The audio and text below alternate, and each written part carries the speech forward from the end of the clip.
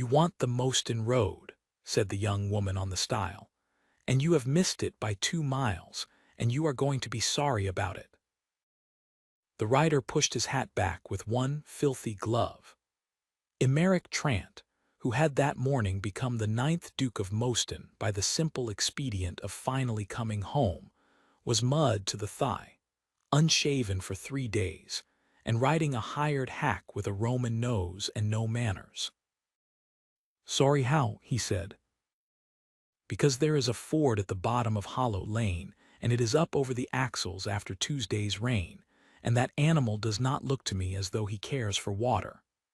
She had a basket of something on her hip and a straw hat pushed back off a sunburnt forehead. "Go back to the finger post, take the left fork past the smithy, and follow the wall. You will smell the ford before you see it." "And how far to the house?" "Which house?" "Moston." The change in her face was small and entirely legible, a shudder coming down. "4 miles by the wall. You will not get in today." "Why not?" "Because the new Duke comes home this week, and there is not a soul on that estate with time to look at a stranger. They have been painting the gate for a fortnight." She said painting the gate with a flatness he did not immediately understand. "What is your business, if I may ask? You have the look of a man who has ridden a long way for nothing." Emeric considered, for 1 second, saying it. 9 years in the peninsula and 2 in Lisbon settling his brother's affairs. A brother he had not much liked, and had none the less grieved. A title he had never expected and did not want. And, in his saddlebag, 4 years of quarterly returns from a land agent named Mr. Vestry, which he had read on the packet from Oporto, and had not been able to make add up. "Surveying," he said, "for the timber." "Ah," she sat back on her stile. "Then I am sorry for you twice, because Mr. Vestry does not care for surveyors, and Mr. Vestry is the whole of Moston until Thursday." "Is he a bad man?" "He is a careful one," she said, "which in a land agent is worse. Are you hungry?" He was. He had not eaten since Cadle at 6. She gave him half a loaf and a piece of hard cheese out of her basket, and would not take the shilling he offered.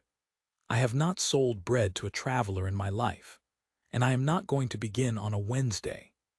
And while he ate, she asked him about the road south, and told him about the bees she kept behind her father's cottage.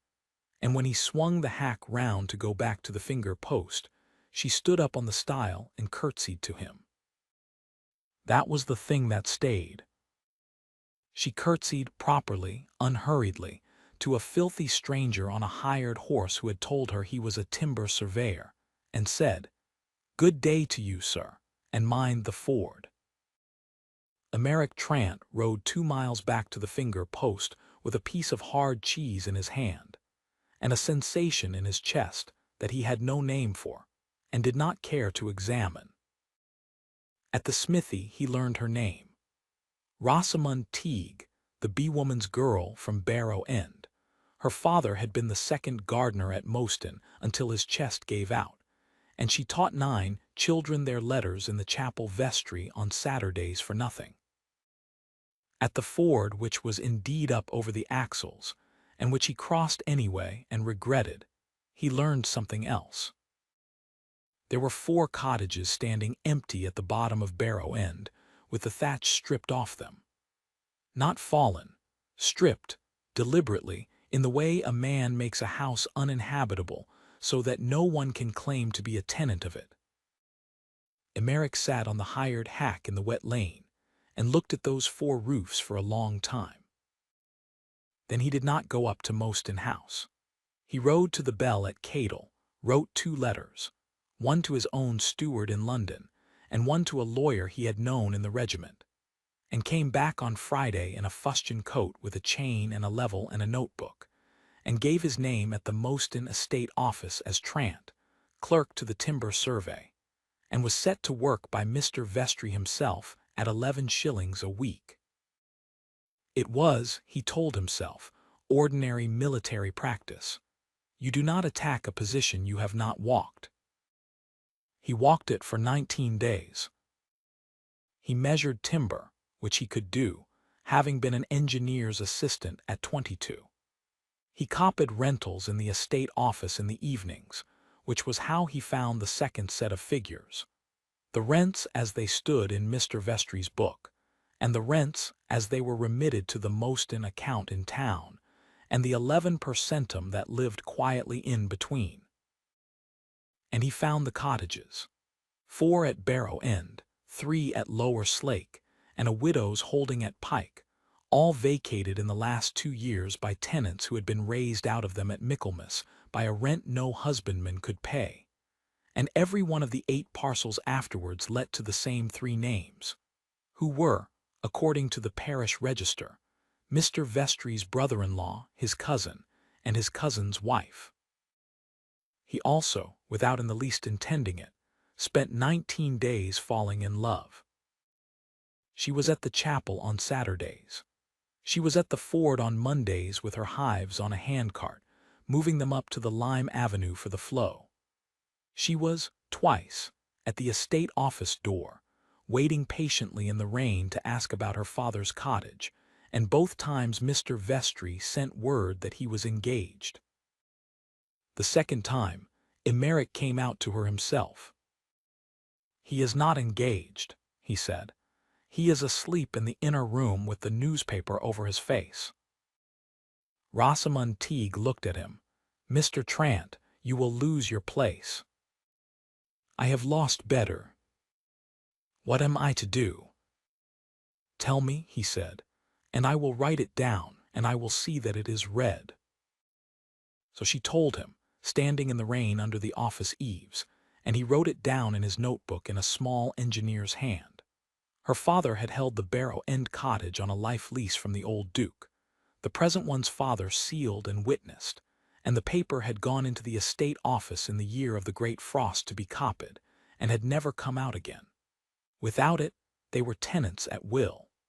Mr. Vestry had raised the rent at Lady Day from £3 to £9. "9," Emeric said. "He knows we cannot pay it. He does not want us to pay it. He wants the ground, because the spring on it is the only water on that side of the hill in August." She wiped the rain off her face with the back of her wrist. "I have written to the Duke, 3 times, to Lisbon. I do not suppose a Duke reads letters from a bee-woman." Emeric stood very still. "What did you say to him?" "I said that his father was a hard man but an honest one, and that his father's seal was on a paper in his own estate office, and that if he was any part the man his father was he would come and look at his own land before he believed what was written about it from 30 yards away." She gave a short, unamused laugh. "It was not a civil letter. My mother begged me not to send it." "Why did you?" "Because my father sat in that garden for 31 years, said Rosamond Teague, "and because he cries about it now, and he was not a crying man." Emeric Trant went back into the estate office, sat down at the copy desk, and put his hands flat on the wood for a while until they were steady. 3 letters. He had read every dispatch that came to him in Lisbon, and there had been no letters from Mosty, but Mr. Vestry's quarterly returns. He waited until the office was empty at 8 that evening. Then he broke open the Japan deed box with a poker, on the reasonable grounds that it was his own box, and found under the leases, tied with a tape, a bundle of 11 unposted letters in 3 different hands, and a life lease under the seal of the 8th Duke of Mosty in favor of one Amos Teague, gardener, for the term of his natural life, at a rent of £3. Michaelmas rent day at Mosty was held in the tithe barn, and it was held with ceremony, because Mr. Vestry understood the value of a long table and a great deal of silence. 80-odd tenants came in out of a bright cold morning. At the head of the barn on the dais there were 3 chairs, one for Mr. Vestry, one for his clerk, and one draped and empty for 4 years for the Duke of Mosty. At 9 o'clock the barn door at the far end opened, and a man walked the whole length of the beaten floor in a black coat and boots with a proper shine on them. And Emeric Trant, 9th Duke of Mosty, sat down in his father's chair. It took Mr. Vestry 11 seconds to understand. Emeric watched him do it, and did not enjoy it as much as he had expected to. "Your Grace." "Sit down, Mr. Vestry. You will not be needed to speak." Emeric had had 19 days and a good lawyer, and it went quickly. The lawyer read the rentals as they stood in the estate book, and the rentals as they had reached the London account, and the 8 parcels, and the 3 names. He read the dates of the 11 letters that had been taken out of the post and put in a box. And then Emeric said, without raising his voice, that Mr. Vestry's employment had ended on the previous Thursday, that the accounts of 4 years would be gone through by a person of the tenant's choosing and not his own, and that every family raised out of a holding since the year of the frost would be offered it again at the old rent, with the thatch made good at the estate's charge before the winter. The barn made a low, astonished, entirely un-English sound. And then, because he was a man who had been an engineer's assistant and understood that the last measurement is the one that matters, Emeric said, "One more. Amos Teague of Barrow End. Is he here?" He was not. His chest was bad. His daughter was. Rosamund Teague came out of the crowd in a brown gown and a straw hat, and stopped 6 feet from the dais, and looked up at the man in the Duke's chair. Emeric had rehearsed this. He had rehearsed it for 4 nights, and it had not once occurred to him that she would look at him like that, not astonished, not delighted, simply and entirely betrayed. "Miss Teague," he said, "your father's life lease was in the deed box, under my father's seal at £3. It has been entered in the register this morning, and the rent for the last 3 years overpaid will be returned to him, and the roof will be on before the frost." "Thank you," she said, "Your Grace." She said the last 2 words the way a person sets down something heavy. "Miss Teague." "May I go, Your Grace? I have hives to shut." He let her go. There were 79 other tenants, and he had made a promise to every one of them, and he stood in that barn until 3 o'clock in the afternoon keeping it, and thought about the way she had said Your Grace for every hour of it. He rode to Barrow End on the Sunday.